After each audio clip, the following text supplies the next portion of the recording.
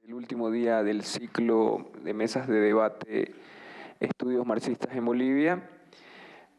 Culminamos este ciclo de 4 mesas de debate con la exposición de Marcelo Delgadillo, que está denominada Postfordismo y Comunidad, reconfiguración de la clase obrera, que es un estudio de las clases sociales, la comunidad dentro de esta categoría que no es tan conocida para los estudiosos del marxismo, pero que sí tiene también, que no es tan nueva, que viene más o menos de los años 70, que es justamente la continuación o la diferenciación del fordismo, que es lo que se denomina el modo de, bueno, la manera de producir mercancía implementada por Henry Ford. Nuestro expositor se llama Marcelo Delgadillo, él estudió Derecho, es tesista de la maestría en Educación Superior del CEPIES y docente de la Universidad Pública del Alto, desde el 2015 hasta la actualidad. A continuación le doy la palabra para que inicie la exposición. Adelante, Marcelo. Bueno, muchas gracias por la invitación y para poder compartir esto que he estado investigando en los últimos años. La exposición trata sobre el postfordismo y las nuevas formas de acumulación del capital, las nuevas formas de articulación de la clase obrera, las nuevas formas de composición material, simbólica, política de la clase obrera. Desde la Marcha por la Vida de agosto de 1986, desde la derrota del movimiento obrero, se modificó no solamente el Estado, se modificó no solamente la estructura de gobierno, del mismo modo se modificó sustancialmente la estructura de la sociedad civil. Sencillamente las clases sociales ya no fueron las mismas. Se metamorfoseó sin duda alguna la composición de las clases sociales. En el estudio que estoy realizando, quiero entender y comprender en qué sentido la clase obrera se modificó, en qué sentido hoy podemos hablar de obreros, en qué sentido hoy podemos hablar de clase obrera. Una cosa es hablar de condición obrera, compañeros, y otra cosa muy distinta es hablar de clase obrera. La clase obrera hace referencia al colectivo organizado, la clase obrera hace al conjunto de obreros que sedimentan una forma de organización, un discurso colectivo, una identidad colectiva. En cambio, la condición obrera hace referencia a los obreros en tanto en cuanto están subsumidos al capital, sin organización, sin estructuras de acción colectiva.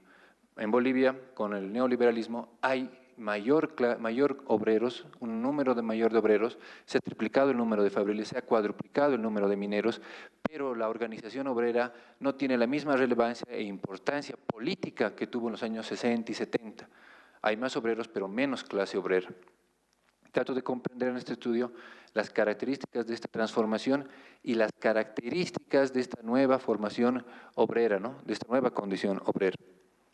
Para empezar esto, es importante ver que el cambio en la condición obrera no se produce por un mero hecho mecánico, no es un producto de la técnica solamente.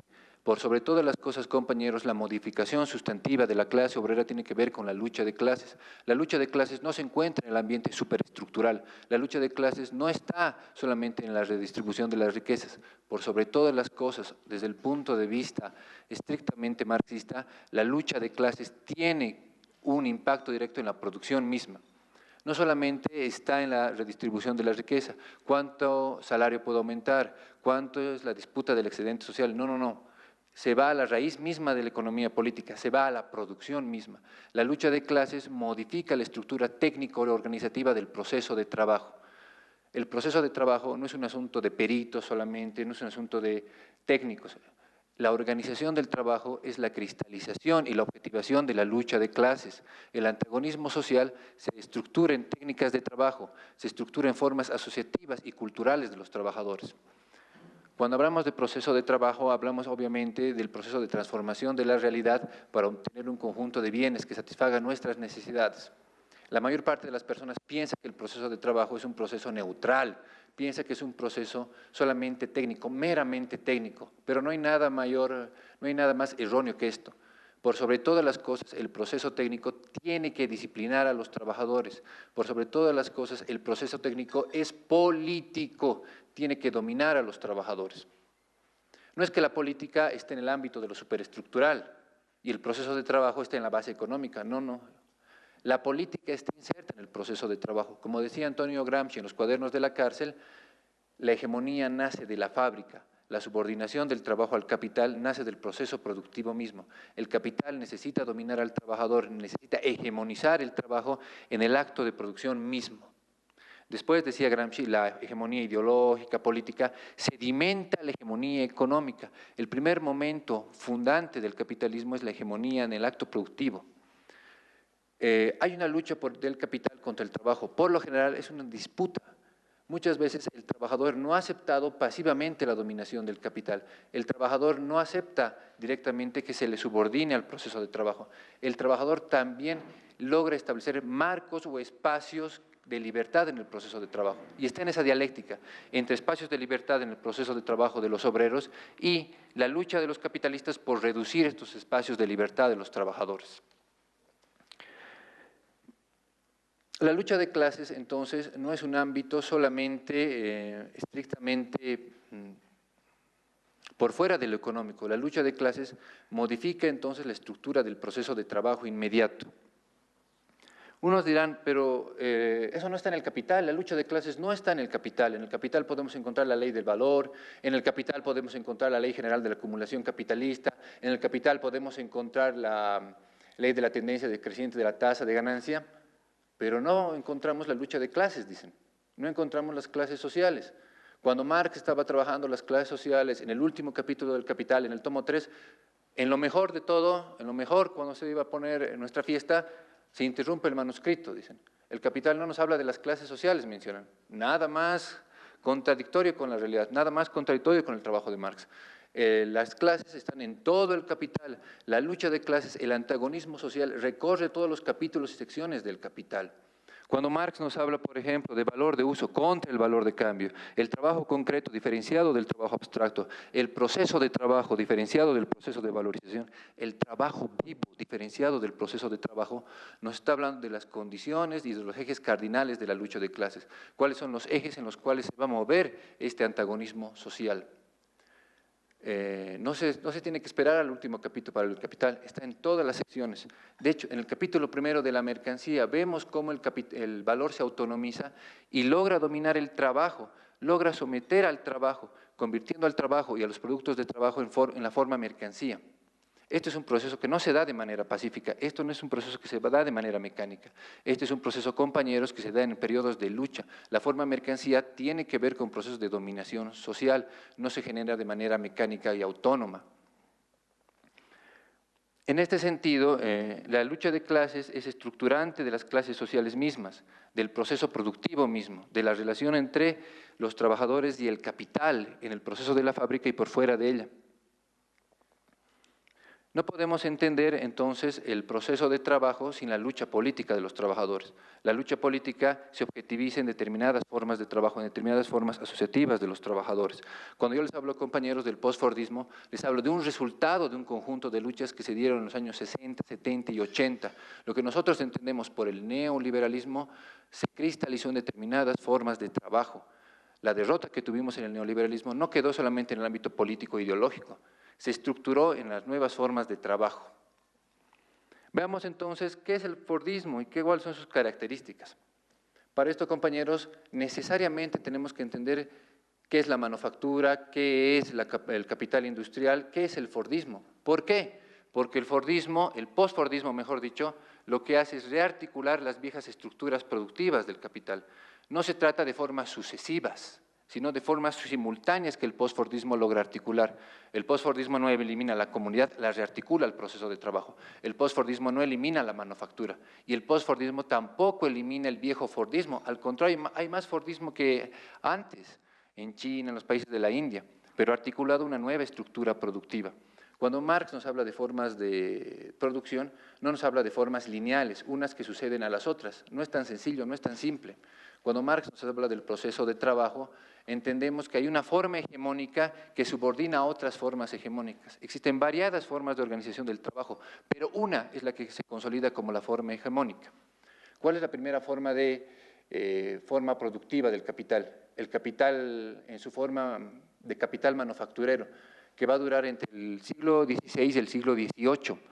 La manufactura de base artesanal, la manufactura de los trabajadores que operan con sus herramientas y mediante el trabajo manual es la primera forma del capitalismo.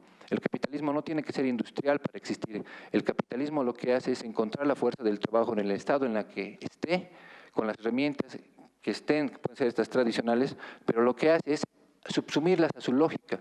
El capitalismo no tiene que ser moderno para ser tal. Lo que tiene que hacer el capital es articular, absorber distintas formas productivas a su estructura lógica.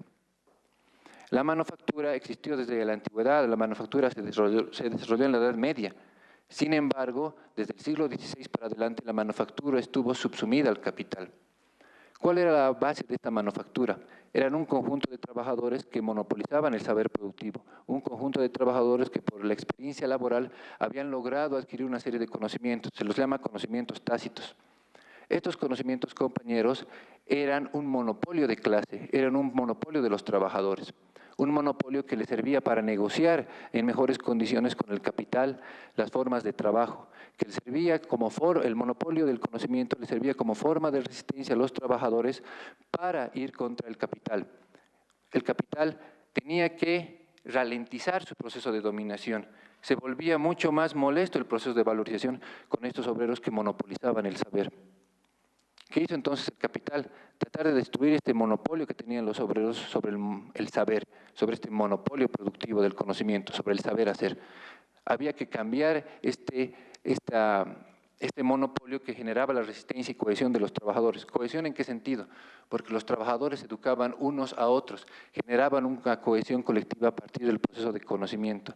Las viejas generaciones enseñaban a las nuevas a las siguientes, etcétera, etcétera.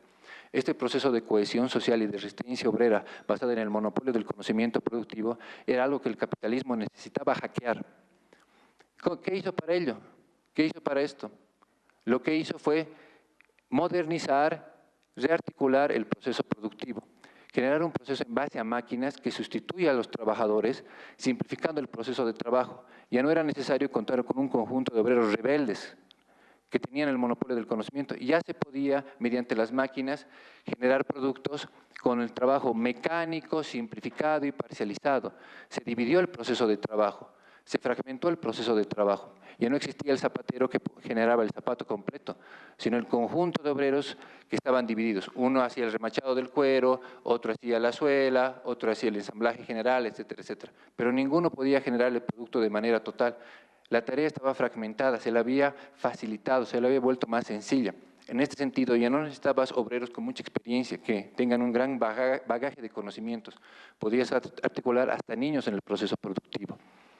El capital, entonces, utiliza la máquina y, como dice Marx, la máquina es una forma de lucha contra los trabajadores. La máquina no es neutral, la máquina no es meramente técnica. Por sobre todas las cosas, la máquina tiene que consolidar el dominio del capital por sobre el trabajo.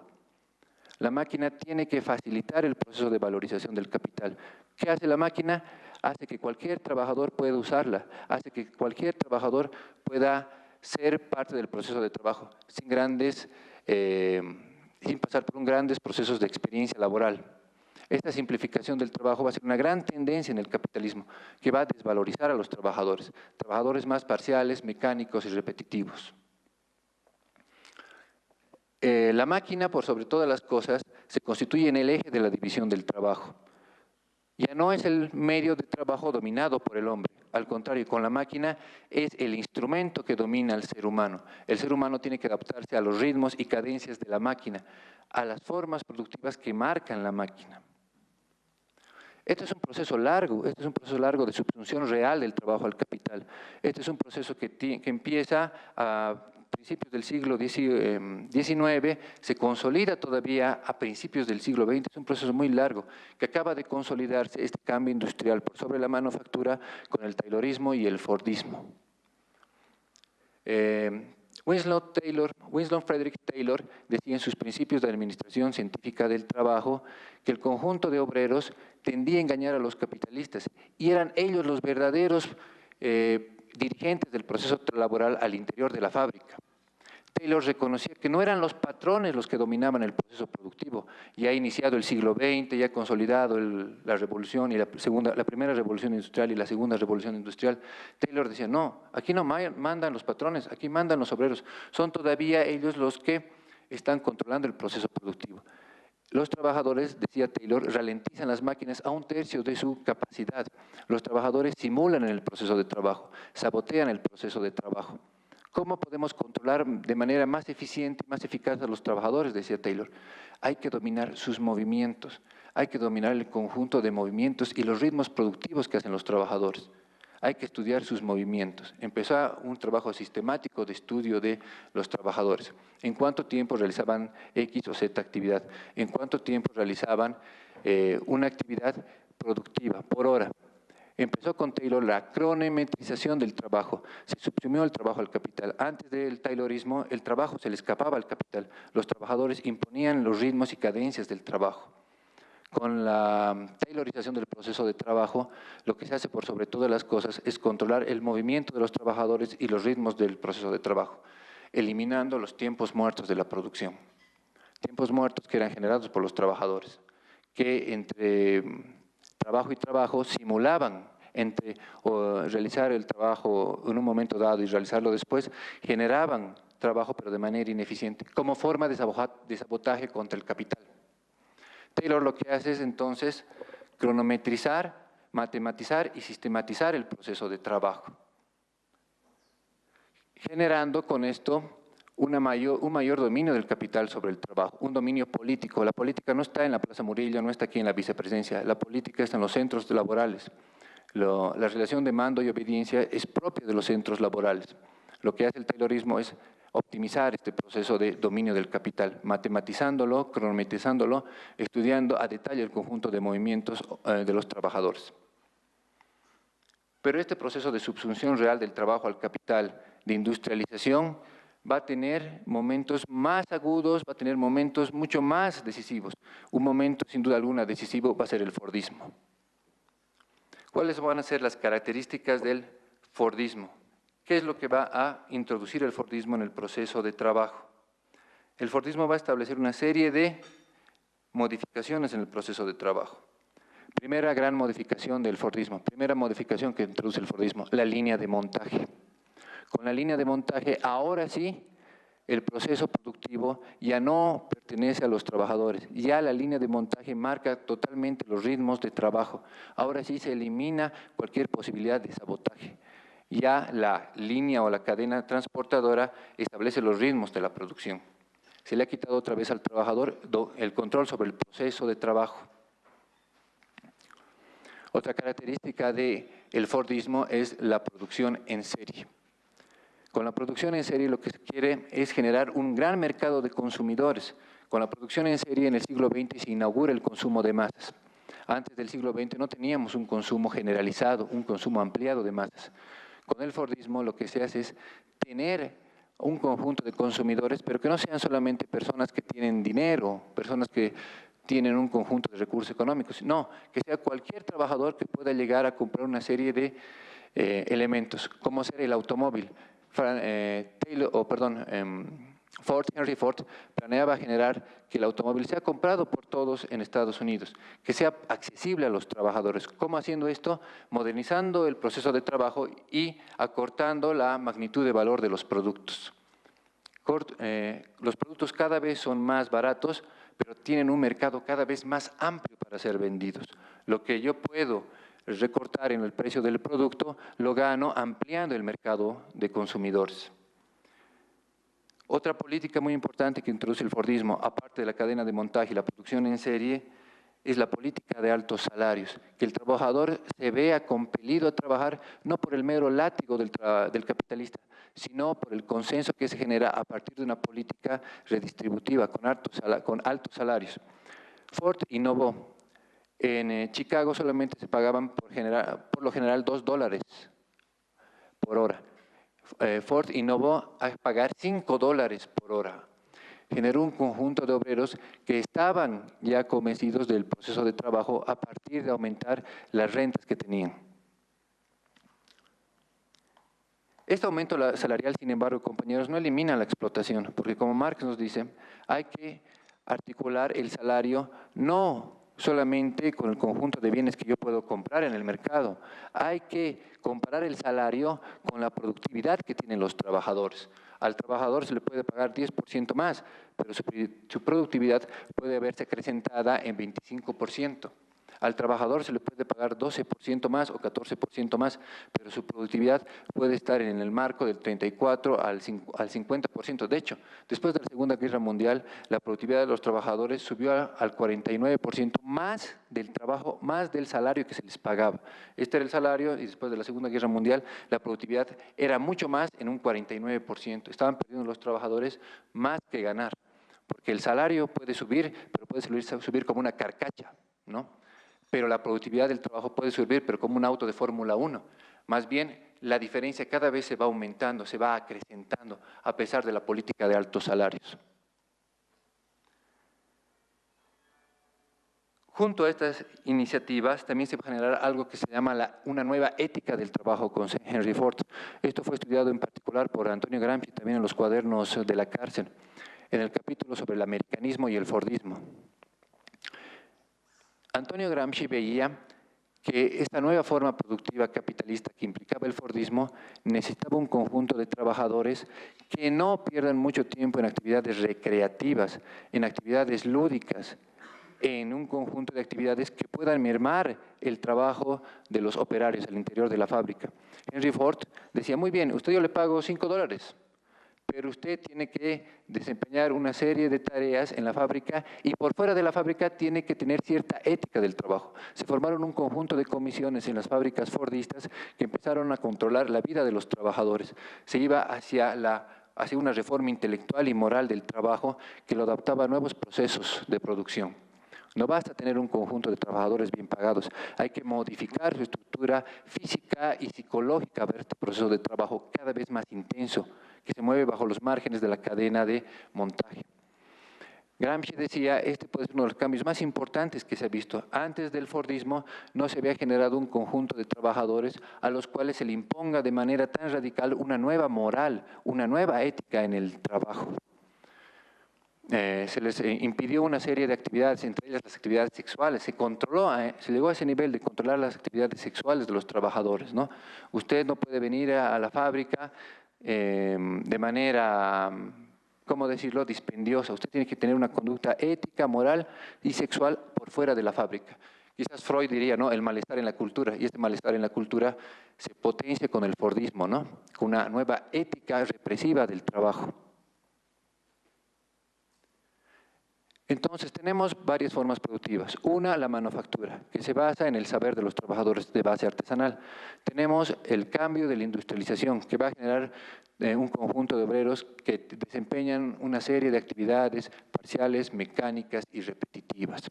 Este proceso se va a optimizar con el taylorismo, que va a cronometrizar el trabajo y va a controlar el conjunto de tareas que desempeñan los trabajadores, en los movimientos que realizan los trabajadores. Este proceso se va a radicalizar con el fordismo, ¿no? Cadena de montaje, política de altos salarios, una nueva ética del trabajo, una producción en serie para un consumo de masas.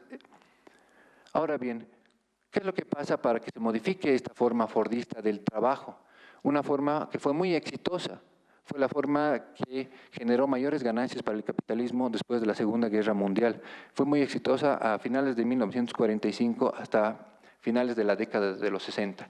El capitalismo, las décadas de oro del capitalismo estuvieron marcadas por la forma fordista de producción. Entonces, ¿por qué se modifica esta forma de producción? ¿Por qué se la cambia si fue la más exitosa en la historia del capitalismo?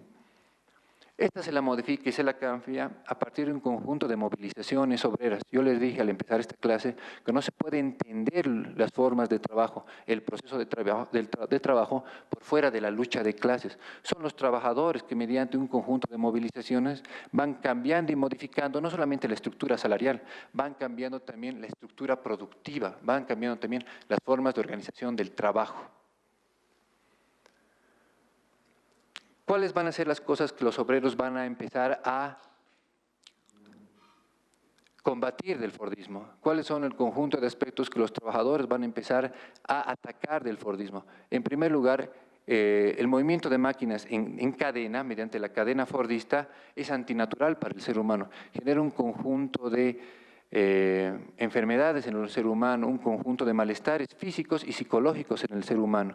Genera un conjunto de defectos físicos, como ser defectos en los tendones, en la musculatura, en los huesos, problemas cardiovasculares y en los nervios. Este conjunto de defectos que se van a generar en el Fordismo van a ser combatidos fuertemente por los trabajadores. Los trabajadores dirán que la fábrica fordista es la fábrica prisión. Otra de las características negativas que va a tener el Fordismo, al obligar a los trabajadores a adecuarse al ritmo de la cadena de montaje, es que estos se van a agotar fácilmente en el proceso de trabajo. Las últimas horas de la jornada laboral van a ser horas de desperdicio. Los trabajadores, las últimas horas de trabajo van a ser menos eficientes. ¿Por qué? Porque al principio de la jornada laboral tuvieron que adecuarse a esta cadena incesante fordista, ¿no? Tuvieron que adecuarse a este ritmo incesante de trabajo. Las últimas horas de trabajo van a ser horas de desvalorización del trabajo, de desperdicio laboral. Se van a generar una serie de desperdicios productivos a las últimas horas de la jornada laboral. Otra característica del Fordismo va a ser que el Fordismo es vulnerable. ¿En qué sentido el Fordismo es vulnerable? Porque basta que un conjunto de trabajadores en un punto de la cadena de montaje se rebele para perjudicar todo el conjunto de actividades que se movían en la cadena. No solamente va a ver perjudicada esta determinada industria, también se van a ver perjudicadas otras industrias locales articuladas a esta industria que es paralizada por los trabajadores. Así como se puede generar producción en serie y en cadena, también las huelgas pueden afectar en serie y en cadena al proceso capitalista de producción. El proceso en cadena también tiene un conjunto de desventajas al ser factible de poder afectarlo de manera continua, ¿no? Se afecta todo el flujo de trabajo al afectar un solo punto del proceso.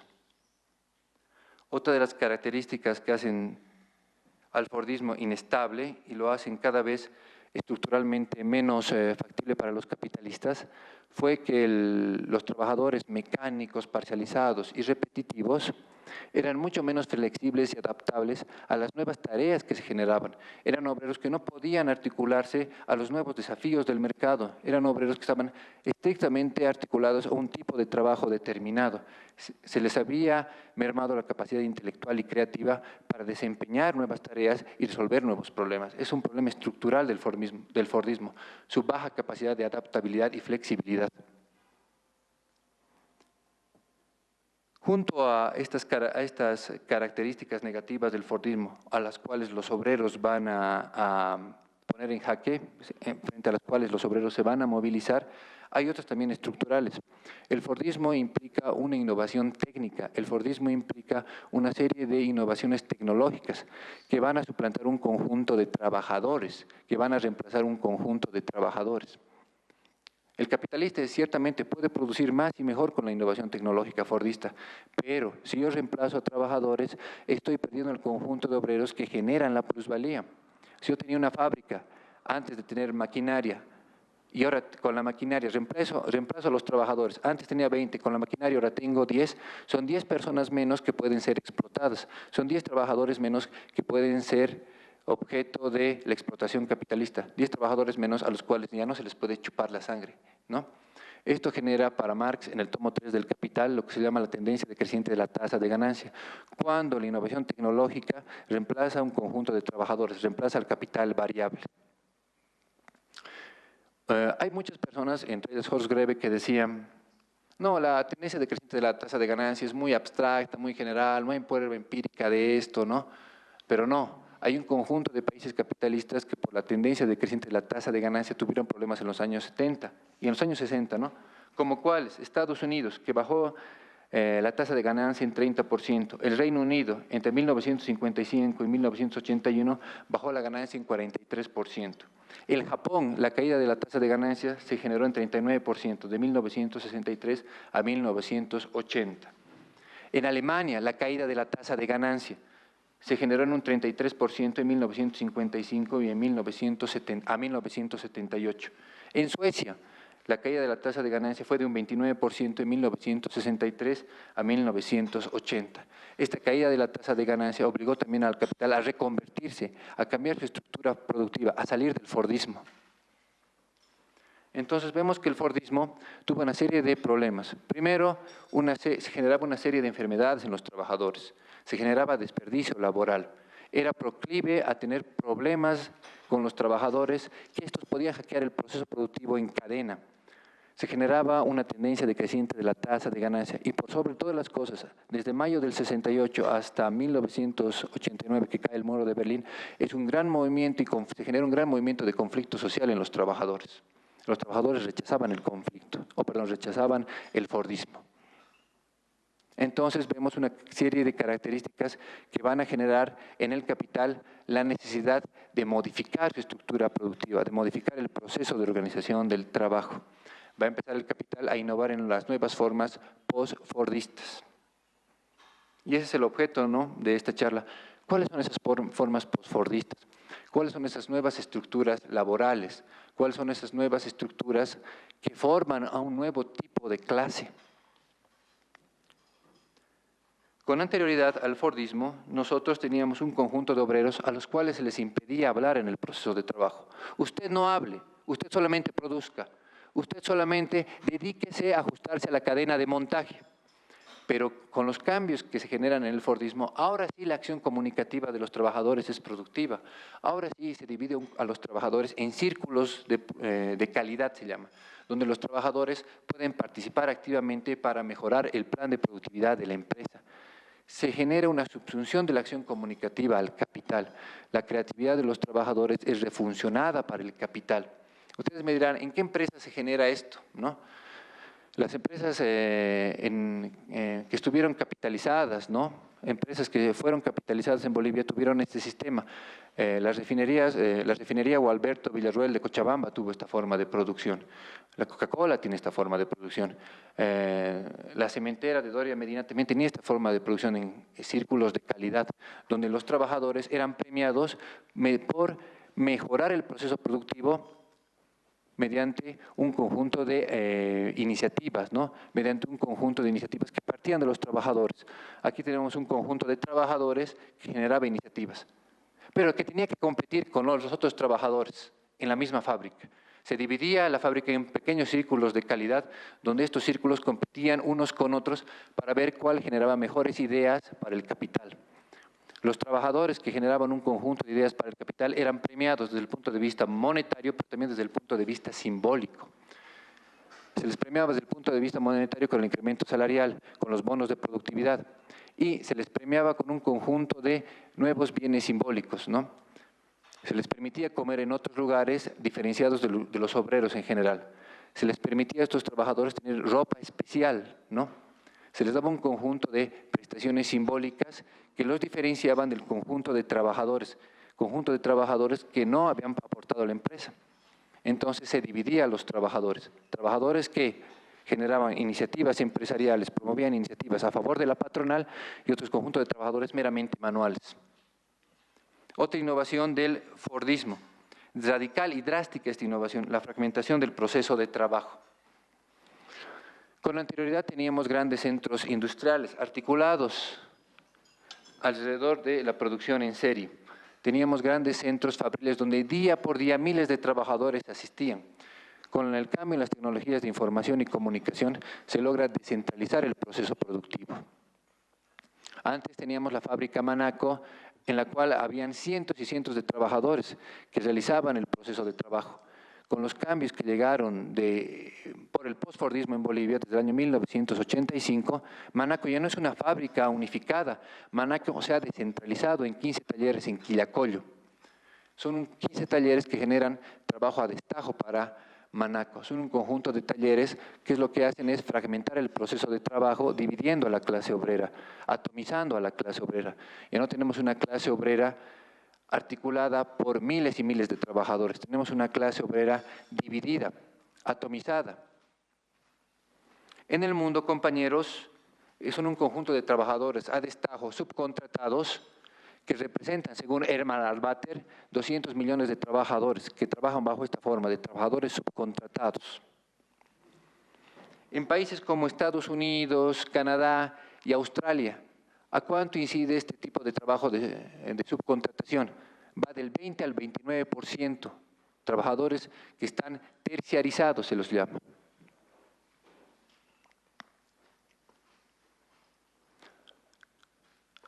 Otro cambio sustantivo e importante que introdujo el postfordismo, compañeros, es la intelectualización del proceso de trabajo. Con el postfordismo se empieza a generar un conjunto de obreros que generan una serie de mercancías intelectuales, generan una serie de mercancías que no son solamente físicas, son una serie de mercancías que son meramente producto del trabajo no físico, sino intelectual de los trabajadores. Con el postfordismo estamos en presencia de lo que se llama el cognitariado, obreros del conocimiento, que producen una serie de aplicaciones, de software, de diseños, trabajan en el multimedia. Ustedes me dirán, pero es parte de la economía del conocimiento. Es muy abstracto hablar de una economía del conocimiento. Yo no veo en Bolivia cognitariados, ¿no? Obreros del conocimiento. Me parece esto muy abstracto, me parece algo muy teórico. ¿A cuánto equivale esta economía del conocimiento generado por estos obreros intelectuales? Según el informe de Naciones Unidas del año 2015, en el mundo se mueven en el mercado mundial entre bienes y servicios alrededor de 23 billones de dólares. No digo millones, digo billones de dólares, ¿no? El mercado mundial se mueve en esta magnitud entre bienes y servicios. De estos 23 billones de dólares, ¿cuántos son mercancías generadas por el trabajo intelectual? ¿A cuánto alcanza el conjunto de bienes intelectuales generadas por este cognitariado moderno? Representa de estos 24 billones, 13 billones. Es decir, más del 50% de los productos que se comercian en el mundo de bienes y servicios son productos generados hoy en día por el trabajo en aplicaciones, multimedia, servicios. Esto está separado, pero de la economía real. Esto está separado, dicen unos, de la economía material. No. Lo que hace el trabajo intelectual de estos obreros es también potenciar el trabajo material. Potencia el trabajo en minería, potencia el trabajo en hidrocarburos, potencia el trabajo en agricultura. Tiene también repercusiones en el mundo del trabajo material. Hay una dialéctica entonces entre el trabajo inmaterial y el trabajo material. Pero lo que ahora sucede es que este nuevo tipo de capitalismo cognitivo cobra centralidad en la producción capitalista. El corazón del capitalismo contemporáneo es este capitalismo cognitivo. Yo les había dicho al empezar esta sesión que el capitalismo tiene variadas formas de organización del trabajo. Son variadas, pero ojo, hay una que es la hegemónica, hay una que marca los ritmos. Primero fue la manufactura, después fue la forma industrial, después fue la forma industrial taylorizada fordista, y ahora en el postfordismo la forma dominante es la forma dominante de capitalismo cognitivo, que es la que está generando un conjunto de innovaciones en la forma de entender la clase obrera. Ustedes me dirán, pero eso se genera en países del norte, quizás en países del Asia. En Bolivia también hay una serie de empresas que, por ejemplo, exportan software. Hay una serie de empresas que trabajan con obreros que están capacitados, un conjunto de obreros que también venden su fuerza de trabajo y son explotados por el capital. En Bolivia nosotros exportamos 50 millones de dólares en software. Hay empresas como Halasoft en Cochabamba que se especializan en generar software y aplicaciones específicamente para el mercado norteamericano. Son un conjunto de obreros que también están subsumidos al capital. Una persona piensa que el obrero es únicamente la persona que está con su overol, con la llave inglesa. No. El obrero es también aquel trabajador, aquel que está formado, digámoslo así, en la UNSA como ingeniero informático, pero que también genera un valor. Y entre el valor creado y lo que percibe el trabajador también hay una diferencia, esa es la plusvalía. Otra de las características del postfordismo, otra de las innovaciones que va a establecer el postfordismo es el incremento, el ensanchamiento de los servicios en el PIB. Antes de los años 70 y 80, los servicios eran marginales en el capitalismo, la producción industrial era la mayoritaria, pero hoy en día con el postfordismo estamos en una expansión del proceso de trabajo que se genera en el sector de los servicios. En Estados Unidos y la Unión Europea, los servicios representan el trabajo del más del 70% de la población. En América Latina, más del 65% de la población trabaja en servicios. Pero algunos me dirán, pero los trabajadores son única y exclusivamente los que producen bienes materiales. Un obrero es única y exclusivamente aquel que genera un bien material. No puede ser un obrero aquel que genera un servicio. Eso no está en el manual de Stalin, ¿no? Una lectura de Marx nos explica que sí, los trabajadores que generan una serie de productos, que generan una serie de servicios, mejor dicho, también son productivos para el capital. Para el capital, compañeros, es productivo aquel trabajador que genera plusvalía, independientemente si lo hace en la producción material o en los servicios. Marx, en el capítulo 15, en la sección quinta del Capital, habla del maestro, ¿no? Como un maestro que ofrece sus servicios también es un obrero del empresario de la enseñanza, dice Marx. Marx, en las teorías de la plusvalía, también menciona el pianista, ¿no? Que trabaja para el empresario del espectáculo. ¿Qué produce el pianista? Produce música, genera sonido, melodía, genera un valor no material, pero sí inmaterial, del cual el capital se valoriza. Marx incluso en las teorías de la plusvalía nos hablaba del clown, ¿no? Del payaso, el que genera espectáculo también, pero genera espectáculo no para el público en general, genera espectáculo para el capitalista, ¿no? Para el capitalista que le paga por sus servicios. Marx también en las teorías de la plusvalía nos habla del médico, de la persona que ofrece sus servicios, ¿no? El médico también puede ser explotado, por muy erudito que éste sea, por muy capacitado, por muy especialidad y subespecialidad que éste tenga, también puede ser explotado por el capital. Sus trabajos de cuidado son también trabajos que valorizan al capital. No sé qué diría Larrea de esto, ¿no? Ellos piensan que son parte de un conjunto o un sector que está por fuera del pueblo. En cambio, Marx no, son también trabajadores explotados. Cuando separamos sectores que generan bienes materiales u otros que generan servicios, estamos dividiendo al pueblo trabajador, estamos dividiendo el conjunto de obreros que generan plusvalor para el capital. Ya les había dicho, más del 70% de la población en Estados Unidos y en la Unión Europea trabaja en servicios. En América Latina más del 65%. Por datos que recabé, en Bolivia 2/3 partes trabaja en servicios. Esta es sin duda alguna otra de las innovaciones que genera estas nuevas formas de acumulación capitalista, ¿no? El vicepresidente llama acumulación difusa, ¿no? Otros como Arrighi llamaban acumulación flexible.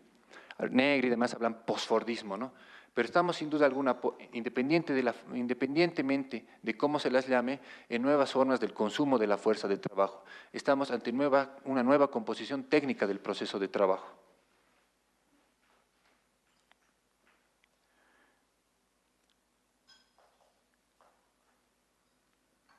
Por último, otra de las características del Fordismo es apropiarse del trabajo que se genera en redes, ¿no? Se apodera del capital social que se genera. Antes, con el Fordismo, yo me apropiaba de la cooperación de los obreros que estaban al interior de la fábrica.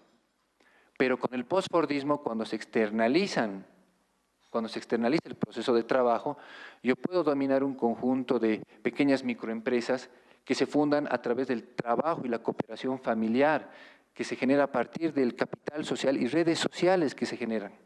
En las microempresas no operan solamente trabajadores, operan también sus redes sociales, sus redes de padrinazgo, sus redes de compadrazgo, sus redes familiares, étnicas o comunitarias, que se ponen a trabajar para generar valor para las grandes empresas capitalistas. ¿Dónde se genera esto? En el Alto. Hay un muy buen estudio de Elizabeth Candia que trabaja esto, ¿no? Cómo el capital logra apoderarse de redes de trabajo en el sector de la joyería, el artesanado y textiles, ¿no? Es decir, el capital, por sobre todas las cosas, también logra apropiarse de este conjunto de trabajo en red que se genera por fuera de la fábrica, apropiándose de este capital social que tenemos, ¿no? En el caso boliviano esto es particularmente importante porque es una sociedad muy rica en redes sociales, en redes comunitarias, en redes familiares, ¿no? El vicepresidente en la condición obrera hablaba justamente de esto, ¿no? Bolivia es un país muy rico en un conjunto de redes que nacen de nuestra cultura andina, que nacen de nuestra cultura andina, amazónica y popular que tenemos en Bolivia, ¿no? El capitalista entonces se apropia de un conjunto de redes que no le pertenecen, pero sí valorizan al capital. Este sería, compañeros, el conjunto de innovaciones que introduce el capital. Hablamos de fragmentación de los trabajadores por la descentralización. Hablamos de un creciente proceso de intelectualización del trabajo. Hablamos, compañeros, de un crecimiento del proceso de servicios en el capitalismo. Hablamos, compañeros, de un proceso de un capitalismo que logra apropiarse de un conjunto de redes familiares, comunitarias y étnicas que tenemos. Frente a esto hay que adaptar a los trabajadores, hay que generar nuevas formas de organización que sean flexibles para los trabajadores. El vicepresidente trabajaba la idea de forma multitud para entender esto, ¿no? Ya no era la vieja forma sindicato, ¿no? Hoy en Bolivia entre 10 y un 15% de los obreros forma parte de un sindicato. Gran parte de la fuerza de trabajo está desindicalizada. ¿Qué hacer frente a eso? Prestar atención a las nuevas formas de organización, juntas vecinales, asociaciones barriales, etcétera, etcétera, que pueden dar lugar a la estructuración de un nuevo movimiento obrero. No basta ser obrero para que exista la clase obrera. Para que exista la clase obrera tienen que darse una serie de experiencias organizativas, discursivas, para formar la identidad colectiva. Y creo que nuestro proceso está en eso. Hemos visto un conjunto de obreros que se ha desplegado en el 2000, en la marcha o en la guerra por el agua, en el 2003 en la guerra por el gas, un conjunto de obreros que desde sus juntas vecinales o asociaciones barriales han luchado por mejorar sus condiciones de vida, pero no lo han hecho bajo la identidad obrera, lo han hecho bajo la identidad aymara, la identidad barrial, etcétera, etcétera. No se trata de eliminar la identidad barrial o étnica, se trata de articularla a una nueva identidad obrera que dispute al capital o el excedente social, que dispute al capital el control de la vida, porque por sobre todas las cosas el capital subsume la vida, ¿no? Nada más, compañeros.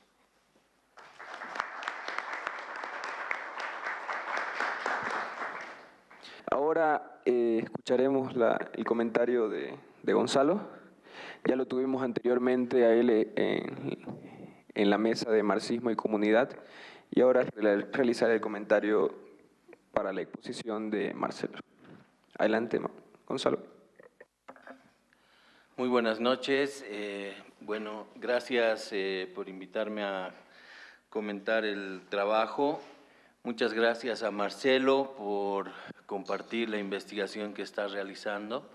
Realmente estamos muy contentos y, bueno, sorprendidos de la forma en la que Marcelo nos está planteando este tema, ¿no? Realmente creo que él ha definido muy bien por dónde quiere entrar a investigar el tema de la forma de organización del trabajo, ¿no? Y él nos está planteando que su interés es justamente poder comprender la lucha de clases y partir de ese núcleo para comprender la problemática de la sociedad actual, ¿no? Eso me parece que es un enfoque fundamental que él está planteando para luego entrar a un tema muy complejo, ¿no? Con muchos subtemas, etcétera, ¿no? Entonces, a mí me gusta mucho justamente ese enfoque, esa entrada, ese objetivo que se plantea, porque es profundamente político, ¿no? Y gracias justamente a ese enfoque, él nos está mostrando cómo es que Marx, en todo el trabajo que realiza en el Capital, en realidad no está tratando de construir una economía política, ¿no? Sino que al hacer la crítica de esa economía política, Marx está realizando un aporte profundamente político. Pero esto, a diferencia de otros enfoques de otras personas marxistas con las que, bueno, hay muchos aportes en los libros justamente de los 200 años de Marx, 150 años de Marx, etcétera, desestiman la parte de la crítica de la economía política, ¿no? Y buscan un enfoque político y filosófico del capital, pero al margen del aporte mismo del capital, que es la crítica de la economía política, ¿no? En cambio, Marcelo lo que está tratando de hacer más bien es, a partir de la crítica de la economía política, si quieren, dar el siguiente paso y constituir esa perspectiva política del aporte de Marx en el Capital, ¿no? Bueno, entre los temas que ha ido planteando Marcelo, hay algunos temitas que me gustaría comentar. cómo es que, bueno, en Bolivia, y en base a las temáticas que se han ido discutiendo desde hace 2 semanas, el tema del proletariado minero y el proletariado industrial, ¿no? Pienso a veces que se ha hecho una especie de análisis interesante, pero un tanto mecánico, ¿no? Para analizar la realidad de la clase obrera en Bolivia con los instrumentos teóricos del análisis de la clase obrera de una sociedad industrial, ¿no? Entonces, a la clase obrera minera de forma automática a veces tratamos de analizar sin ver lo que justamente Marcelo aportaba, es la diferencia entre estos, ¿no? No es que no sean clase obrera, sino que creo que hay que ahí ir articulando su relación con la clase industrial, y eso implica su relación con el capital y capital mundial, ¿no? Porque aquí no ha habido un desarrollo del capital industrial. En el tema de que los obreros hayan tenido alguna influencia en modificar la forma de organización del trabajo en el salto del fordismo al posfordismo, ¿no? Yo pienso que el capital sigue controlando los procesos de producción en general, y pienso que los aportes de los obreros en términos de modificar la organización del trabajo son un tanto limitados por la opresión y control absoluto que hay del capital, ¿no? Pienso más bien ahí que la misma competencia del capital y las limitaciones del capital le obligan a buscar formas de productividad para mantenerse, ¿no? Vigentes, para competir, etcétera, y ahí es donde se ha ido modificando a esta nueva forma de producción que es la posfordista, ¿no? El capital tiene un auge del 45 a inicios de la década del 70, pero basados en la reconstrucción de lo que la Segunda Guerra Mundial había destruido. El capital tiene una tendencia permanente de descenso no solo de la tasa de ganancia, ¿no?, sino de su misma productividad, y eso solamente desde 1800 más o menos hasta la fecha logra revertirse luego de la Segunda Guerra Mundial. Es decir, que el capital solamente aumenta su productividad general cuando ha destruido desde la Primera Guerra Mundial hasta la Segunda Guerra Mundial todo lo que ha logrado acumular, ¿no? Entonces hay una fase expansiva debido a que ha destruido el capital y está empezando a reconstruir, pero no lo está reconstruyendo gracias a que el posfordismo haya generado una nueva etapa expansiva del capital como se habrá dado en 1750, 1800, cuando están haciendo, ¿no? Sino solamente gracias a la producción. Entonces, en 1970 ya aproximadamente empieza a hacer aguas esa forma de organización de la producción, ¿no? Y creo que ese es el principal hecho que define justamente este cambio de organización social. La transformación en esta transformación del obrero masa al obrero social creo que es importante y ha generado bastantes debates, ¿no? Negri creo que ha sido la persona que más o inicialmente ha jalado este debate desde el marxismo, más allá de las conclusiones a las que haya llegado, pero sí nos obligaba a ver de otra forma, tal vez no tan ortodoxa, ¿no?, el tema de la constitución de la clase obrera, ¿no?, sino ya articulando a los procesos materiales, técnicos, políticos, etcétera, de la clase, y ahí muestra cómo es que en este salto del fordismo al postfordismo, la clase obrera no solamente llega a ser explotada al interior del taller, sino que esa explotación como que sale, ¿no?, afuera del taller y va a generar extracción de plusvalía en todos los rincones de la sociedad, que es un tanto lo que estamos viviendo, ¿no? Y en ese marco, obviamente, es importante el tema de el conocimiento, la tecnología, aunque en ese temita también a veces hay que ver con alguna cautela, ¿no?, porque hay una propaganda, creo, del capital de hacer ver la tecnología Principalmente como algunos elementos de esta, ¿no? Las telecomunicaciones y la electroinformática. Entonces muestra como que ese avance tecnológico en realidad está produciendo modernización, aumento de productividad de la producción y que eso es tecnología además, ¿no? Subordina al conjunto de la tecnología, ¿no? Cuando en realidad la tecnología es mucho más compleja, ¿no? La tecnología implica también la organización del trabajo, implica otras formas de articulación, por ejemplo, de sectores tal vez industriales con los sectores de explotación de la materia prima o de las comunidades, etcétera. Todo eso también es tecnología, ¿no? No solamente es la robótica, etcétera, ¿no? Eso hay que a veces tomar en cuenta. Creo que el capital financiero en el ámbito de los servicios principalmente sí se nutre de este tipo de tecnología y que siempre ha tenido una importancia, ¿no? Por ejemplo, Lenin ya nos habla de la supremacía del capital financiero en relación al capital industrial, ¿no? Pero ahí rescato lo que Marcelo plantea, ¿no? Ese núcleo de análisis me parece muy importante, que el que está definiendo la forma de la lucha de clases y sus consecuencias es justamente la base material, técnica del proceso productivo que él le llama el proceso de trabajo, ¿no? Y obviamente ese trabajo no solamente es un aspecto técnico, sino es un aspecto donde se está librando esa batalla en el ámbito cultural, político, incluso de la sexualidad, como él nos ha comentado, ¿no? Eso me parece fundamental.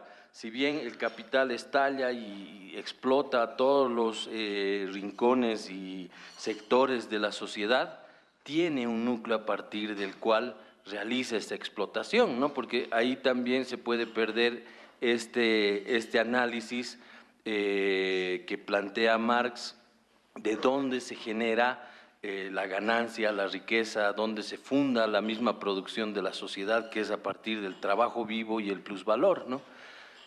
Si de repente decimos, todo es explotación y en el ámbito financiero y comercial también hay plusvalor y en otros sectores también, entonces es posible ahí que estemos perdiendo el mismo hilo conductor que Marx nos está planteando, que dice dónde se origina el plusvalor, ¿no?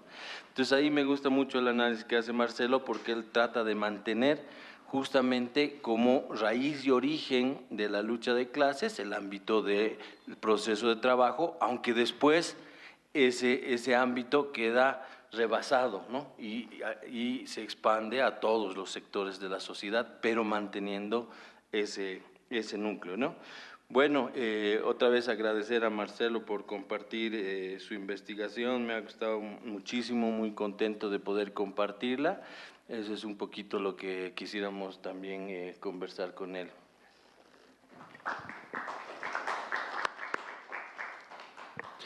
Muchas gracias, Gonzalo, por tu comentario. Enseguida vamos a pasar a la ronda de comentarios y preguntas de los participantes. Adelante. Gracias. Un poco haciendo algunos elementos que he podido apuntar, puede ser que no, pero me da la impresión de que tu análisis está cerrando por completo las posibilidades del surgimiento de otras formas, ¿no? Que estén liberándose o que tengan la posibilidad de liberarse justamente en el marco de la lucha de clases del capital, ¿sí? El hecho de que el capital se concentre con su propia contradicción en la concentración, la centralización en sectores, ¿no es cierto?, claves en momentos, el sector energético, el sector de la tecnología, qué sé yo, ¿no? Un poco deja a una suerte de un retroceso, diríamos, en el tiempo, a una suerte de organizaciones mercantiles, ¿no? En la producción, por ejemplo, la manufactura, y lo que la economía oficial, lo que diría Marx, la economía vulgar o la economía burguesa, intenta explicar, ¿no?, este fenómeno, por ejemplo, colocando categorías que, que a su capricho quiere que entiendan, además, ¿no?, los que forman economía o lo que entienda en general la población, como por ejemplo plantear a estos sectores como sectores informales, ¿no? Y explica el sector informal es una forma positiva de que no sé qué, de que no sé cuál, cuando este sector informal, retomando además la anterior las anteriores exposiciones, podrían estar, más bien podrían haber surgido, ¿no es cierto?, de formas de producción, ¿no?, que no estuvieron atrapadas por el capitalismo, ¿no?, sino que vienen de otras formas de organización de la producción y pueden ser más bien, como decía Samir Amin, el parto de la nueva economía o de la otra economía que tanto reclaman, ¿no?, hoy día las organizaciones. Entonces, me da la impresión de que esa posibilidad o esa apertura no das cuando dices todo está atrapado por el capitalismo. Entonces también explicas un poco, tal vez habría que ver también el asunto de cómo se intenta seducir a la clase obrera en el postfordismo con el toyotismo, ¿no? Si asistió al toyotismo, donde se le hace creer al trabajador, ¿no?, que con esto de la calidad total y demás vainas, se le hace creer que es el que toma las decisiones, ¿no es cierto?, y el que trabaja por la empresa y trabaja por sí mismo para que mejore, y eso se van a luego difundir en una serie de técnicas, ¿no?, como es el caso de hacer la planificación estratégica que hay que hacer para cada institución, la visión, la misión, y que todos deben participar, entre ellos los trabajadores, para que coadyuven a que estos objetivos de la visión se cumplan en el largo plazo, etcétera, etcétera, etcétera, ¿no? Esto es parte de lo que es el postfordismo, el toyotismo, que va a hacer creer al trabajador, le va a hacer perder un poco una acción de perder la conciencia de trabajador, ¿no?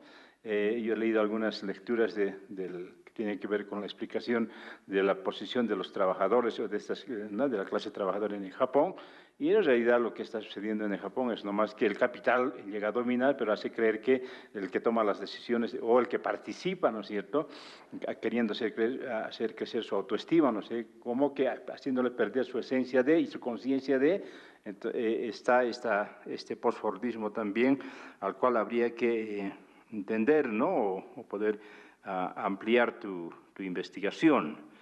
Bueno, y esto es lo que tocó también Charlo, ¿no?, la economía política. Marx, cuando trabaja la economía política crítica, es una crítica a la economía política burguesa, es la economía política crítica.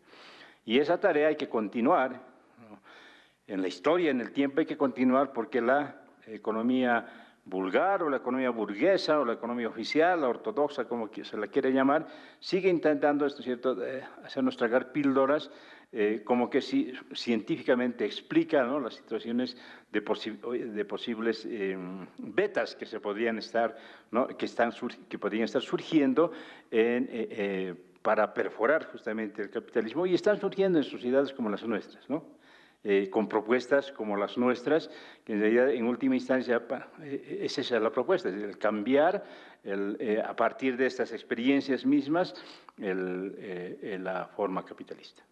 Gracias, hermano. ¿Alguien más? Bueno, buenas noches. Marcelo, muchas gracias por la exposición que nos has brindado. Hacías referencia tú en los antecedentes a la máquina como una forma de lucha contra el trabajador, ¿no?, ya que simplificaba el trabajo físico y le quitaba este monopolio de conocimientos adquiridos al trabajador, refiriéndote al trabajo físico exclusivamente. Después hacías una interpretación, bueno, explicabas lo que era los cognitariados, ¿no?, los trabajadores intelectuales. ¿Contra qué amenaza actual se enfrentan los trabajadores intelectuales que equivalga, digamos, a la máquina, ¿no?, la amenaza que tiene el trabajador intelectual del capital, por supuesto, que está luchando o enfrentándose a su trabajo, quitándole, quizá automatizándolo, simplificando su trabajo o reemplazando su trabajo, ¿no?, estas amenazas del trabajador intelectual o cognitariado? Eso, gracias, Marcelo.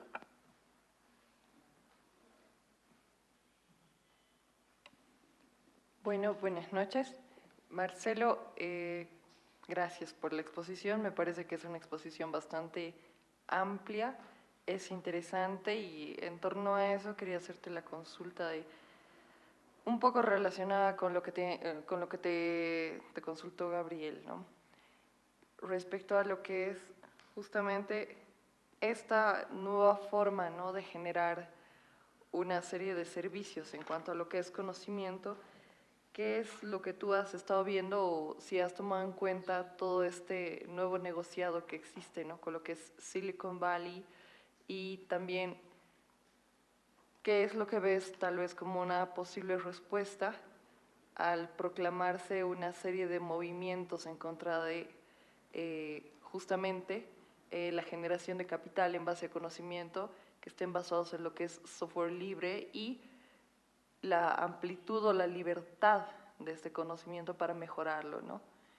Y por otro lado, se me ocurre algo también muy interesante, que es justamente preguntarte si conoces el trabajo de los sistemas operativos, ¿no?, ya sea Siri o ya sea este último que viene funcionando mucho en América del Norte, que es Alexa, y cuál llega a ser en realidad la amenaza que estos tienen en lo que es el sistema capitalista, pero el sistema capitalista ya más de conocimiento, ¿no?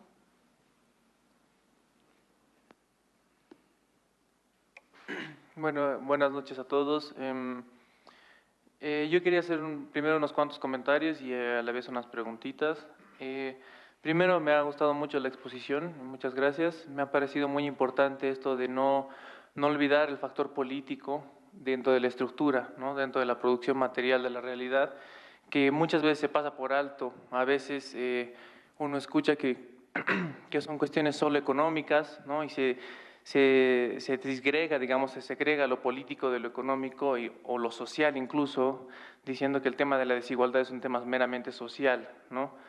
Me parece muy importante retomar esto de lo político y la lucha de clases desde el proceso productivo, desde el trabajo. También me parecía muy importante el concepto de la subsunción de la vida al capital, ¿no? O sea, no solo se subsume el trabajo, no solo se subsume la mano de obra, tus conocimientos, sino tu forma de vida, tu estilo de consumo. Y respecto a esto quería hacer un par de comentarios. Primero, sobre la subsunción en el caso de las mujeres, principalmente de los cuerpos, ¿no?, al capital. Es decir, las mujeres se ven no solamente subsumidas en términos de consumo y de lo que todos conocemos, sino que sus cuerpos se convierten en otra manera de extracción de plusvalía, ¿no? No solamente desde cuestiones como la prostitución, que todos podemos conocer, sino desde modelaje, concursos de belleza, cirugías y este tipo de cosas, en el que el cuerpo femenino se vuelve otra manera de extracción de plusvalía. Otra cuestión importante en esto de la subsunción de la vida al capital, me parece como cuando mencionabas eso de la apropiación de redes sociales y familiares, ¿no?, que se apropia el capital, también se apropia de formas solidarias y comunitarias de compartir, ¿no?, que tenemos los pueblos principalmente en América Latina, pero en general cuestiones como lo que han surgido, que es Uber, Airbnb y estas transnacionales que se apropian, digamos, de la cuestión de lo que es el aventón, de yo te llevo hasta acá, que Uber ahora extrae capital de eso, ¿no?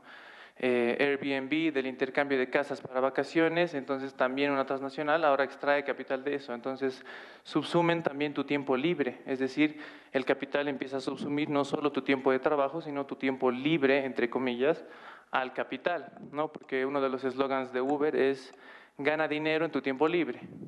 Ahora en realidad podríamos decir que no es ganar dinero, sino darles dinero en tu tiempo libre también. Respecto a las personas en condición obrera, pero que no se asumen como tal, no se saben obreros, ¿no? Cuando hablamos de los cognitariados, de esta cuestión que obviamente los intelectuales no se asumen como clase obrera, no se asumen ni siquiera como cognitariados o como proletarios de conocimiento, pero en realidad lo son, ¿no?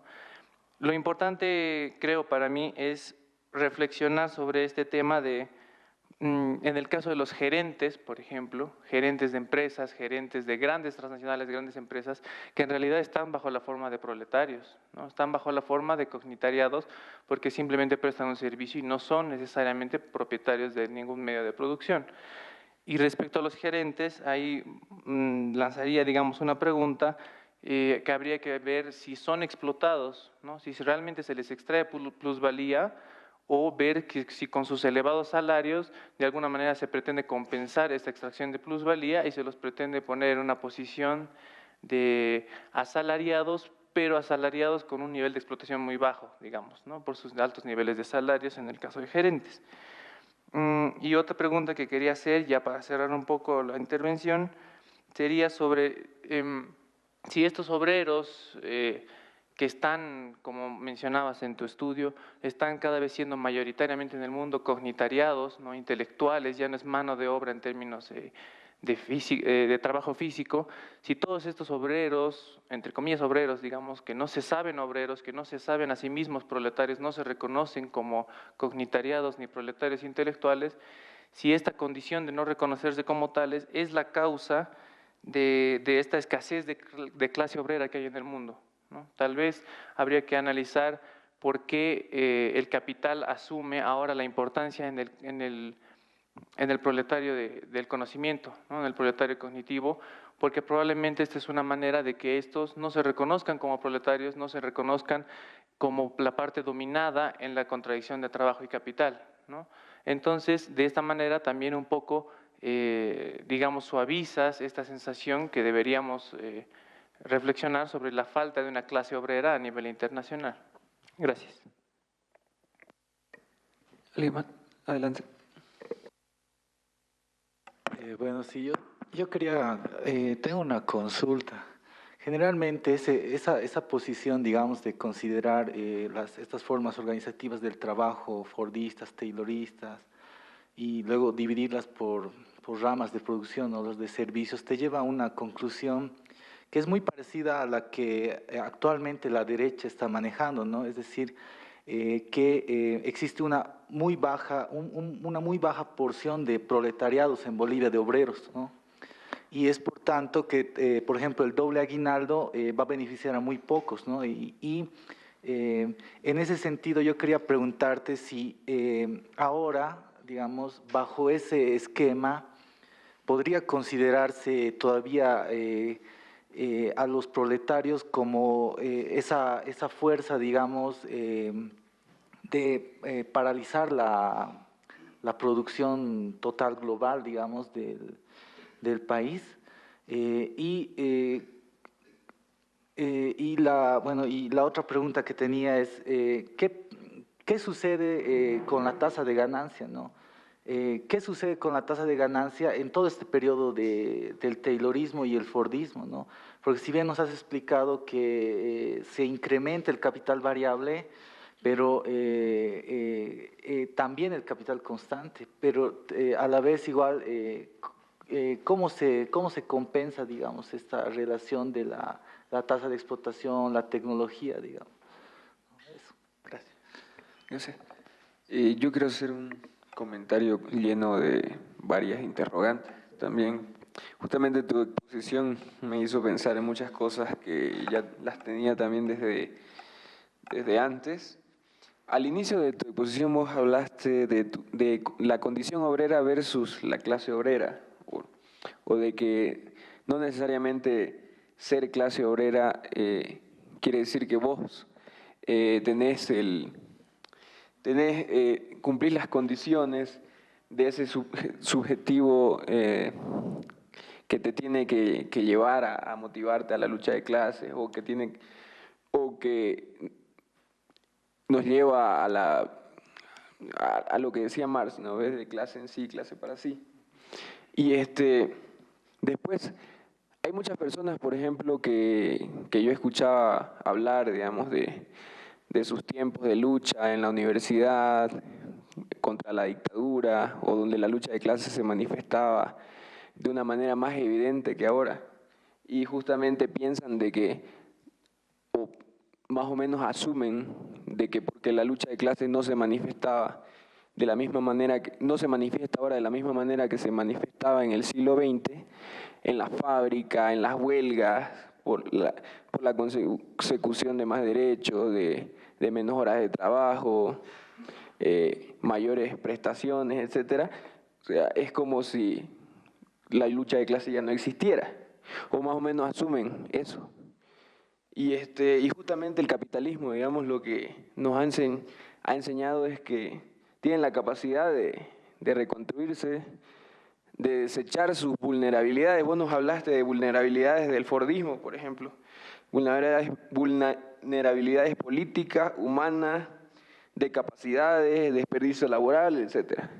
Y vemos de que ahora, digamos, después de esa evolución, ha tratado de desechar esas vulnerabilidades.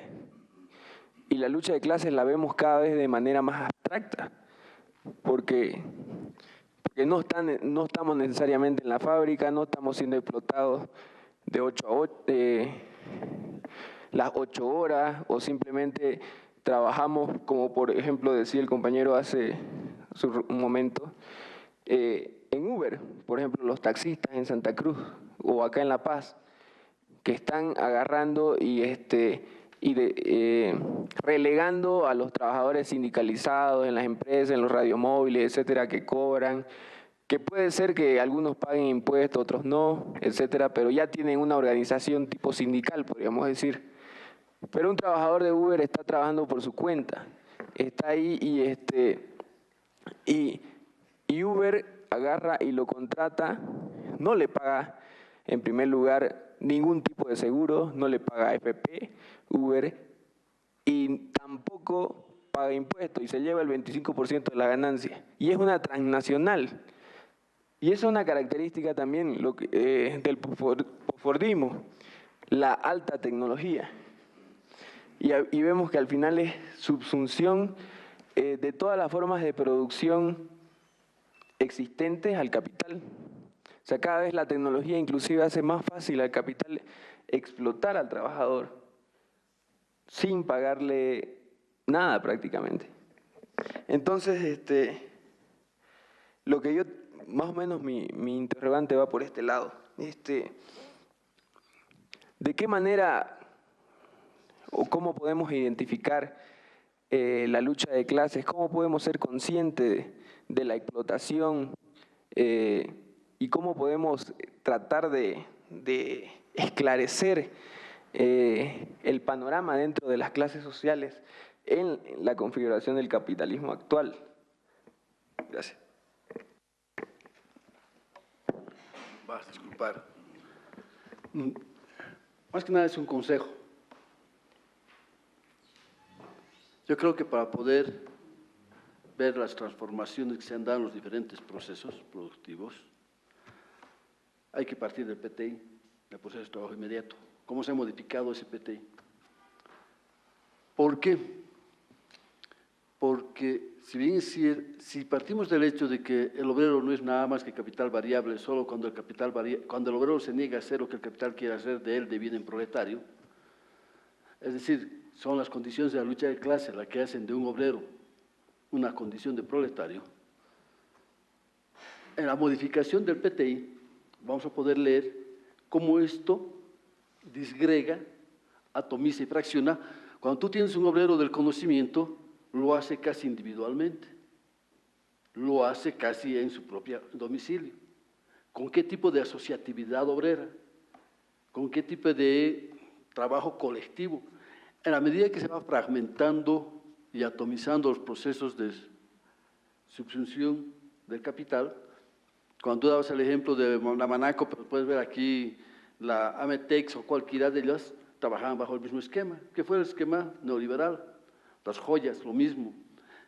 Fue una aplicación de cómo es que la patronal reducía los costos sociales, de allá la famosa liberalización de la fuerza de trabajo, reduce los costos sociales, resultado de una lucha de clases que exigió durante décadas una carga social en beneficio de los obreros, de los trabajadores, justamente en proceso de lucha de clases, que es más del 30% del costo salarial. La liberalización de la fuerza de trabajo, la liberalización de la contratación y la liberalización de la carga social implicaba automáticamente un ahorro del 30% de ese costo. En el caso de la Manaco de joyas, de textiles, Ametex, ni siquiera ya había costo de infraestructura, ni de máquina, ni de energía eléctrica. Todos los costos de infraestructura para procesos productivos se libera porque ellos concurren a sus propios domicilios. Eran ex trabajadores de Ametex, ex trabajadores de Manaco, que vuelven a su casa, hacen de su casa un taller productivo, reduciéndole el costo a la empresa y trabajan de Estado, subsumiendo el trabajo de su propia familia. Pero obviamente esos trabajadores adomiciliados no son ya asociativos, ya no son la fábrica, ya no son el sindicato, ya no son lucha, son obreros, no pueden ser clase. ¿No? Yo como recomendación, este destejimiento de lo social, si lo podemos leer desde el PTI, nos va a ser, creo que, más evidente de lo que se ha ido transformando y por qué los signos de la asociatividad sindical. Venimos de un mundo que hacía de la ciudadanía desde el fundamento de la pertenencia a algún sindicato. Del 52 al 85, uno ejercía sus derechos ciudadanos a través del sindicato. Zabaleta va a plantear que la confrontación fundamental era entre el ejército y la COP, justamente porque la COP era la forma asociativa de toda la forma popular obrera. Después del 85 se desmonta. Esto, la derrota de la Marcha por la Vida, la derrota militar de la Marcha por la Vida, va a ser la derrota militar de esta forma asociativa y de esta forma de representación y de identificación. Lo interesante es que para los 90, para los 2005, 2003, tenemos aproximadamente el 20% de la fuerza laboriosa asociada en sindicatos. Lo más interesante es que para hoy es lo mismo. Uno podría haber entendido, muy bien, el modelo neoliberal desmontó, partía del hecho de que la ciudadanía se ejercía a través de los partidos y que era la única forma de ciudadanización y que para eso estaban los partidos y no eran los sindicatos. Pero cuando volvemos a un sistema, cuando retornamos a formas asociativas, donde se potencia, se fomenta la sindicalización y la asociatividad, tampoco el obrero, el trabajador logra asociarse, no se sindicaliza. ¿Qué ha ocurrido en el imaginario, en el cambio generacional? ¿Qué ha ocurrido? ¿Qué ha desmontado la forma asociativa como tejimiento y la transformación de lo social? Y creo que está ligado al PTI, a lo que se ha transformado en el PTI. Creo que es consecuencia de ello, además de las derrotas simbólicas y militares con las que se transcurrió, ¿no? Yo creo que por ahí debe, como recomendación, buscarle para hacerlo. Es muy bueno tu trabajo, por si acaso, pero podría sacarle más jugo al proceso de tu investigación. Bueno, muchas gracias por las preguntas, ¿no? Y también aprendo muchas de las cosas que han dicho. Se dice, la primera pregunta decía, ¿no? ¿Se cierra la oportunidad de otras formas emancipatorias? No, porque el capital desde su desarrollo genera las contradicciones que lo van a subvertir. No hay que tener miedo a la expansión del capitalismo, porque las luchas que se han dado contra el capitalismo han surgido al interior del mismo, ¿no? No hay que esperar que venga de afuera. Es la propia lógica del capitalismo la que está generando las subversiones, las rebeliones obreras. No hay que tener miedo a la expansión del capitalismo, porque al expandirse también genera y constituye nuevos obreros que tarde o temprano van a llegar a… Claro, no necesariamente se genera esto, ¿no?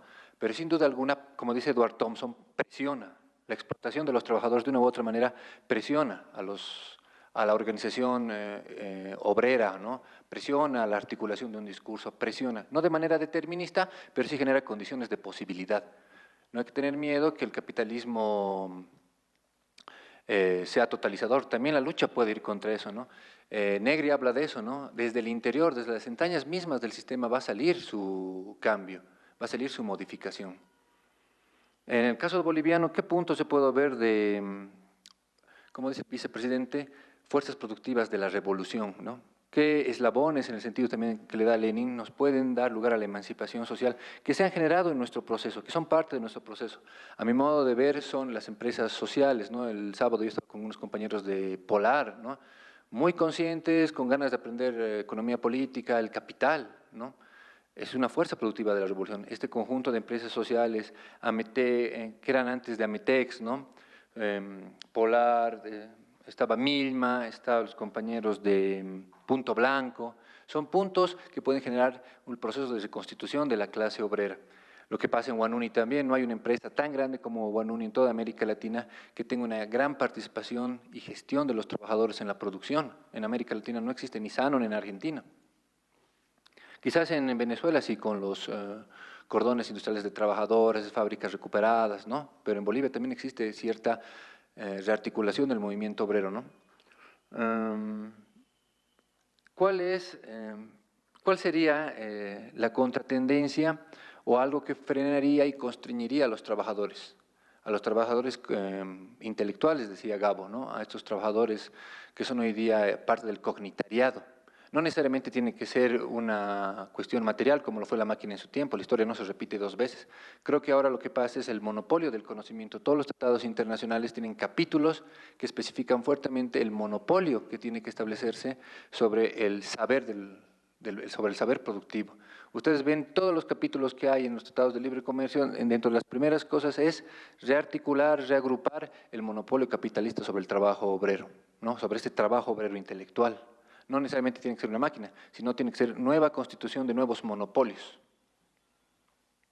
La compañera decía Silicon Valley. En Silicon Valley está pues Apple, otras empresas que tienen monopsonio sobre el trabajo. ¿Qué es un monopsonio? Hay el monopolio, que es el único que vende. Hay el monopsonio, son los únicos que compran a los trabajadores, ¿no? Son un conjunto de monopsonios o oligopsonios en Silicon Valley que estructuran el proceso de trabajo y son las únicas que pueden comprar las aplicaciones, el software y demás. Tienen un récord incluso, ¿no? Usted me vende a mí, pero no puede vender a los otros. Si usted le vende a otro, ya no le compro más y no le compro a buen precio como yo le pago, ¿no? Son formas que monopolizan este saber obrero en ciudades como Silicon Valley, ¿no? Hay nuevas formas, nuevas aplicaciones como la de Siri, ¿no? Yo utilizo Siri para algunas cosas en mi tablet, ¿no? Pero son parte de un proceso de trabajo, ¿no? No está en la máquina misma, ¿no? Sino en los trabajadores, sino cómo estos trabajadores se organizan. Y ahí no estoy de acuerdo con lo que mencionaba, ¿no? Son los trabajadores del intelecto, el cognitariado separados, divididos unos de otros, están solamente con su computadora, ¿no? Hay trabajo en red. Creo, a mi modo de ver, estamos en presencia de lo que Marx llamaba en los Grundrisse el general intellect, un tipo de intelecto colectivo. Son un conjunto de trabajadores que también trabajan en red. Quizás no trabajan físicamente juntos unos de otros, pero sí trabajan un conjunto de bienes informáticos, en la multimedia, en red, en este trabajo en red. No hay que ver solamente cómo las viejas comunidades son erosionadas por el capital, sino también hay que ver cómo nacen nuevas comunidades al interior del capital.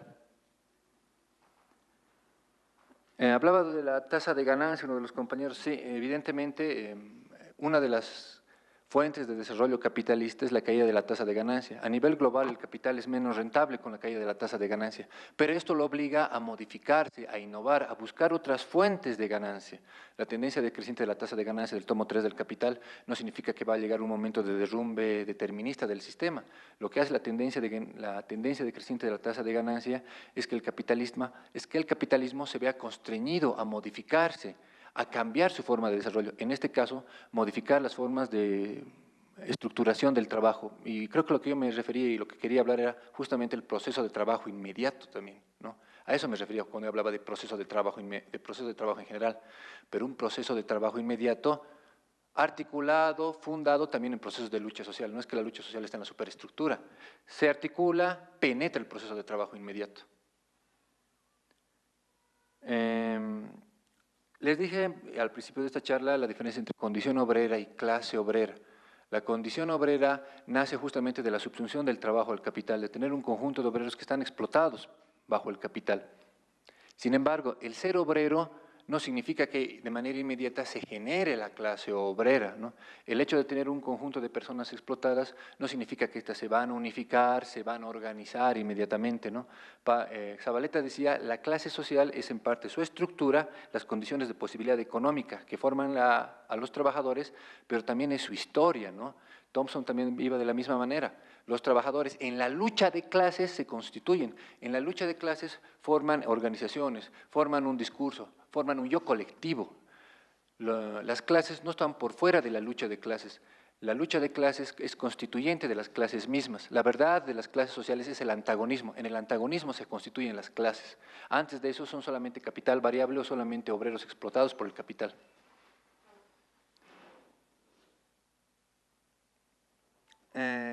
condiciones de emancipación, ¿no? No podemos nosotros, como un laboratorio, establecer cuáles van a ser las condiciones de emancipación. La propia clase, en su lucha, va a generar estas condiciones de emancipación. No podríamos nosotros pensar que vamos a señalar una ruta determinada, ¿no?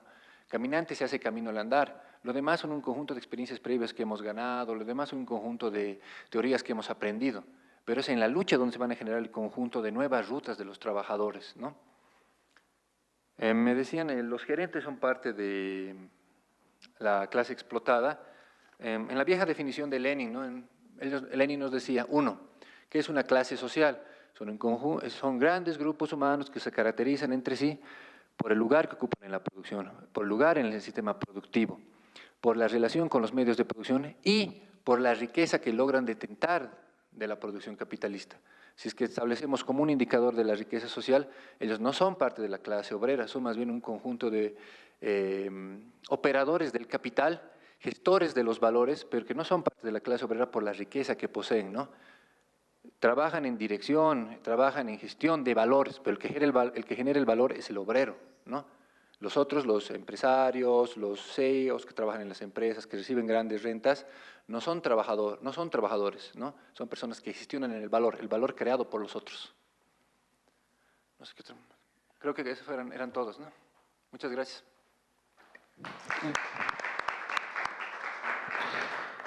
Muchas gracias, Marcelo, por la exposición y por responder a las preguntas, los comentarios, las cuestionantes. Muchas gracias a todos por la participación.